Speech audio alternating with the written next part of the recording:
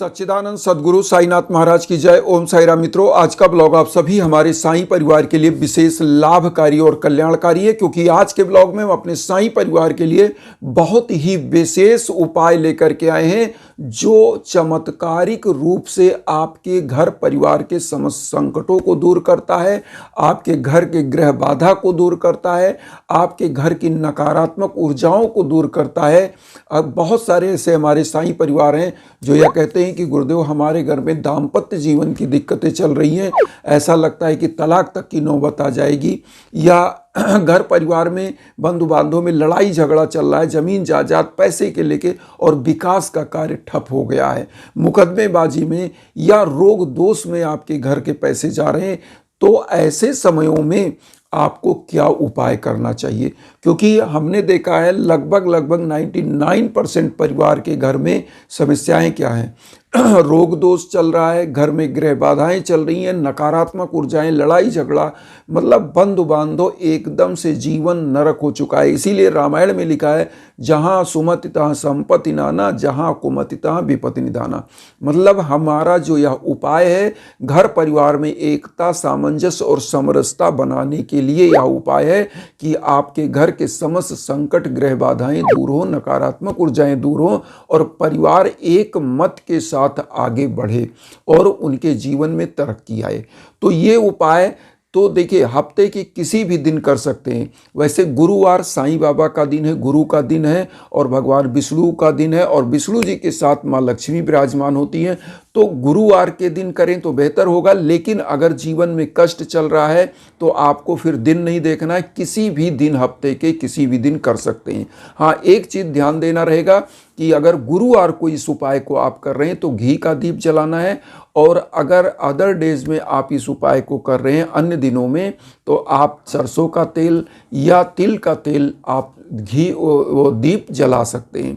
अब यहाँ पर करना क्या है, सबसे पहले आपको जानना है क्या क्या लेना है, कैसे उपाय करना है। देखिए, इस उपाय को करने के लिए सबसे पहले आपको एक नारियल लेना है, और नारियल इसलिए मैं बताता हूँ, नारियल को श्रीफल कहा जाता है। नारियल को आपने देखा होगा पूजा में यूज ही किया जाता है, कलश के ऊपर रख करके, या पूजा में हवन में भी नारियल यूज होता है। तो नारियल सबसे शुभ फल होता है, और नारियल को श्रीफल इसलिए बोला जाता है कि यह माँ लक्ष्मी का भी प्रतीक है। नारियल के अंदर जो द्रव्य होता है या जो है जल का प्रतीक है, और ऐसे जल जो अमृत के समान होता है। तो धन धान्य द्रव्य से आपका घर परिपूर्ण होता है नारियल चढ़ाने से। और नारियल साईं बाबा को अति प्रिय था। आपने साईं सचरित में एक कहानी पढ़ा होगा कि एक बंधु बांधव साईं बाबा से मिलने जा रहे थे, तो उनके लिए वह नारियल ले जा रहे थे, लेकिन रास्ते में उनको भूख लगी तो ट्रेन में ही उन्होंने नारियल खा लिया फोड़ के। तो जब वहाँ पहुँचे तो बाबा ने कहा मेरा नारियल दो, जो लेके आ रहे थे। तो वो दंग रह गए कि बाबा को कैसे पता चला। तो ये चीज़ कहने का मतलब यहाँ ये कहानी बताने का है कि बाबा त्रिकालदर्शी थे, उनको भूत भविष्य वर्तमान सब पता था, क्या होगा, क्या होने वाला है, क्या नहीं होगा, सब पता था।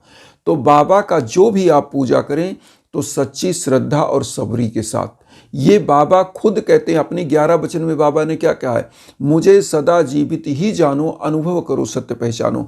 बाबा का 11 वचन तो आप सभी लोगों को पता होगा, तो आप लोग अगर नहीं जाने तो एक बार हम बता दें। जो शिरडी में आएगा आपद दूर भगाएगा, चढ़े समाधि की सीढ़ी पर, पैर तले दुख की पीढ़ी पर, त्याग शरीर चला जाऊंगा, भक्त हेतु दौड़ा आऊंगा, मन में रखना दृढ़ विश्वास, करे समाधि पूरी आस, मुझे सदा जीवित ही जानो, अनुभव करो सत्य पहचानो, मेरी शरण आखाली जाए हो तो कोई मुझे बताए, जैसा भाव रहा जिस जन का वैसा रूप हुआ मेरे मन का, भार तुम्हारा मुझ पर होगा, वचन न मेरा झूठा होगा, असहायता लो भरपूर, जो मांगा वह नहीं है दूर, मुझ में लीन वचन मन काया, उसका ऋण ना कभी चुकाया, धन्य धन्य वह भक्त अनन्य, मेरी शरण तज लेना। तो बाबा का यह 11 वचन है। बाबा ने अपने 11 वचन में समस्त चीज़ों का वादा किया था, यह बताया था। तो इसीलिए मैं जो उपाय बता रहा हूँ आपको, ये बहुत ही सच्ची श्रद्धा के साथ उपाय करिए। आपको जैसे नारियल मैंने बताया, तो नारियल आपको ले लेना है, और नारियल के बाद आपको गुरुवार को कर रहे हैं तो घी का दीप, अदर डेज में तिल या सरसों का तेल का दीप आप जला सकते हैं। तो ये ले लिया, फिर एक धूपबत्ती, एक लोटा जल और कुछ दक्षिणा के रूप में पैसे रख लीजिए। अब यहाँ पर एक चीज़ हम और बता देना चाहते हैं। बहुत सारे लोग यह पूछते हैं गुरुजी, जैसे हम कहते हैं नारियल किसी बहते जल में या नदी में या पीपल वृक्ष के नीचे, अगर आपके आसपास नदी नहीं है, झील सरोवर नहीं है, तो आप क्या करिए, पीपल का वृक्ष होगा, पीपल के वृक्ष के नीचे इस नारियल को स्थापित करते हैं। पीपल सबसे पवित्रतम वृक्ष है। पूजा की कोई भी सामग्री, चाहे कोई मूर्ति विसर्जित करनी हो, चाहे कोई चीज़, तो बहते जल में प्रवाहित करना चाहिए। अगर नहीं कर पाते हैं तो पीपल वृक्ष के नीचे ही रखिए। अब आइए उपाय जानते हैं। यहाँ पर आपको करना क्या है। सबसे पहले आपको गुरुवार को या किसी भी दिन आप पूजा करें, सुबह सुबह नहा धो लें और बाबा के लिए पीला पुष्प, क्योंकि गुरु है और गुरु का जो प्रतीक होता है पीला होता है, तो पीला पुष्प ले लें। पीला चंदन, चंदन अगर नहीं है तो हल्दी ही ले सकते हैं, उसमें थोड़ा सा अच्छत चावल डाल लें और उसके बाद बाबा को पहले चंदन लगाएं और उसके बाद फूल की माला अर्पित करें। अगर मूर्ति है, पोस्टर है, कुछ भी, तो फूल अर्पित कर दें। कम से कम फूल की मात्रा जो होनी चाहिए वो जो है 11 पुष्प होने चाहिए, वो अर्पित कर दें। अर्पित करने के बाद घी का दीप जलाइए, उसके बाद धूप बत्ती जलाइए। बाबा की जो डेली पूजा करते हैं वह पूजा करें। इसमें आपको 2 चीज़ तो एक्स्ट्रा करनी चाहिए, वैसे सभी लोग डेली करते हैं, करना चाहिए। करना क्या है, 11 वचन बोलना है और साईं बाबा का जो है जो 11 वचन बोलेंगे, आरती जरूर होनी चाहिए, तो आरती कर लीजिए। और उसके बाद अब आपको विशेष मंत्र जो करना है, इसके लिए ओम सर्व मंगल कराय नमः, ओम सर्व मंगल कराय नमः जो हम आपकी स्क्रीन पर दे रहे हैं, इस मंत्र का कम से कम 1 माला जप करिए। 1 माला मतलब 108 बार, एक माले में 108 दाना होता है, तो 108 बार आप जप कर लीजिए। और उसके बाद आप क्या करिए, जो लोटे का जल है और घी या सरसों के तेल का जो भी दीप है उसको रखिए, धूप बत्ती रखिए, पूरे घर में आप दिखाइए। और इस नारियल को आपको क्या करना चाहिए कि इस नारियल को आप अपने घर के मुख्य दरवाजे पर बांध दीजिए। इसको बांधने से पीले उसमें बांधेंगे तो गुरु का प्रतीक, गुरु क्या होता है, शुभता का प्रतीक, पीले कपड़े में बांधिए। जो आपने इसमें पैसा रखा है दक्षिणा के रूप में, इस पैसे को भी आप जो है इसी पीले उसमें बांध दीजिए। तो इससे क्या होता है, धन लक्ष्मी आती हैं और नारियल क्या करता है, समस्त संकटों को दूर कर देता है। तो नारियल जब आप चढ़ाते हो बाबा को तो समस्त संकट आपके दूर हो जाते हैं। और यह नारियल क्या होता है, मुख्य गेट पर बंधा होता है। मुख्य गेट पर बंधा हुआ नारियल आपके घर में कभी नकारात्मक ऊर्जाएं अंदर आने नहीं देता है। और नारियल क्या होता है, लक्ष्मी का प्रतीक, या लक्ष्मी का आगमन सदैव होता रहेगा, बुरी नज़र कभी आपके घर को नहीं लगेगी। और जो आपने धूप दीप जब भी पूजा करें तो धूप दीप अपने मुख्य गेट जहाँ नारियल बांधा वहाँ से लेकर पूरे घर में डेली जब भी आप पूजा करते हैं धूप दीप जलाते हैं वहाँ से लेकर पूरे घर में दिखाइए, लोटे का जल छिड़क दीजिए। मैं कहता हूँ आपके घर में कभी संकट नहीं आएगा, रोग दोष नहीं आएगा, आपका घर का वास्तु दोष भी समाप्त हो जाता है जिस घर में धूप दीप दिखाया जाता है। क्योंकि नकारात्मक शक्तियाँ वहीं पर निवास करती हैं जहाँ पर गंदगी होता है, जहाँ पर पूजा पाठ नहीं होता है। और जो अगर मनुष्य बनकर हम जन्मे हैं तो हमारा प्रथम कर्तव्य होता है कि हम अन्न जल पाने से पहले प्रभु का भोग लगाएं और उनका कृतज्ञता जाहिर करें कि प्रभु आपने जो भी हमको दिया है रूखा सूखा वह मुझे मिल रहा है। तो जब ऐसा करके आप पाते हैं तो वह प्रसाद के रूप में हो जाता है। और जो व्यक्ति डेली प्रसाद के रूप में अन्न करता है तो उसका जीवन हमेशा सुखमय होता है, उसकी ग्रह बाधाएं दूर हो जाती हैं और वह परिवार उन्नति की तरफ बढ़ता है।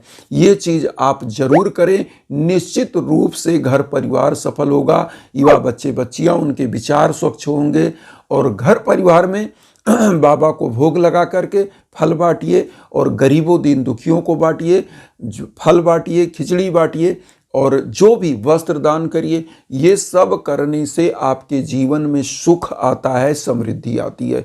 हम तो बताते हैं हमारे हिंदू धर्म में दशांश दान की बात कही, लेकिन यहाँ पर क्या है, एक अंश भी दान नहीं करते लोग। तो हम तो यही कहते हैं कि अगर आप कमा रहे हैं, आप एक फले फूले वृक्ष की तरह हैं, तो अपने फल को कुछ ऐसे लोगों को भी दीजिए कि लगे कि हाँ आप कमा रहे हैं। जैसे प्रकृति में आप वृक्ष को देखते हैं, वह फल देता है तो ये नहीं कहता मैं किसी को नहीं दूंगा, स्वयं खा लूंगा।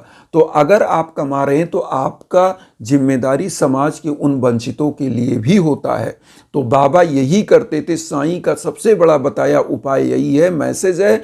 अगर हम साईं सच्चरित्र पढ़ते हैं तो उसमें बाबा की परोपकारी भावनाओं को हम पढ़ते हैं, उनकी लीलाएं पढ़ते हैं, तो उनसे हमको कुछ सीखना चाहिए, तभी हमारा जीवन सुखमय बनेगा। यहाँ पर एक चीज़ और कहेंगे कि आप सभी लोगों से जीवन में अगर कोई भी कष्ट चल रहा है, दाम्पत्य जीवन का, शादी ब्याह का, संतान प्राप्ति का, या कहीं सफलता नहीं मिल रही है, बिजनेस व्यापार में घाटा, तो उसके लिए यज्ञयाजन के लिए हमारे इंस्टाग्राम पर आप संपर्क कर सकते हैं। हम उसमें वीडियो के बीच बीच में पूरा लिंक देते हैं इंस्टाग्राम का, आप उस पर आएंगे। जो भी हमारे लायक है यज्ञयाजन के लिए संकल्प होगा, मंत्रों का जप होगा, हवन होगा, निश्चित रूप से आप विश्व के कोने कोने में कहीं हो, वह ऊर्जा आप तक पहुँचती है, आपका कल्याण होता है। तो इन्हीं भावनाओं के साथ एक चीज कहेंगे, वसुधैव कुटुंबकम की जो भावना हम लेकर चल रहे हैं, उसमें आप सभी लोग अपना आशीर्वाद, चैनल को सब्सक्राइब करके दीजिए। उन साईं परिवार तक वीडियो को जरूर शेयर करिए जो किन्हीं कारणों से कष्ट में, दुख में। इसी भावना के साथ ओम साईं राम।